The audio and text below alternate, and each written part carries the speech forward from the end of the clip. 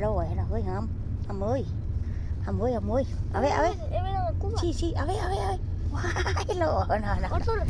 loขนาดได้ไปส่งอายุงเฮียน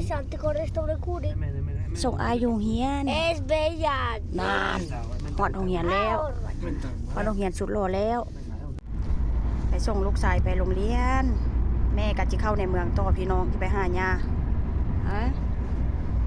สบายดีแล้วอ่ะรถบึ้งตัวหมูดูโอ้ยเอาตัวหมูไปเอาเฮียนนำพี่น้อง ไปส่งลูกชายแล้วก็จะไปหาย่าไปยามย่าไปเฝ้าไข่เปลี่ยนกันกับปู่มือนี่นะแล้วก็อันจะไปเซ็นเอกสารนำเพราะว่าอันเหตุว่าเป็นคนไปเฝ้าไข่ย่าเนาะเพราะว่าค่อยหยุดงานท่านนะค่อยก็ไปบ่ได้ว่าเซ็นซาไปเฮ็ดงานเนาะเพื่อว่าเขาหยุดงานเขาเจ้าก็จะได้จ่ายเงินให้ว่าเซ็นซา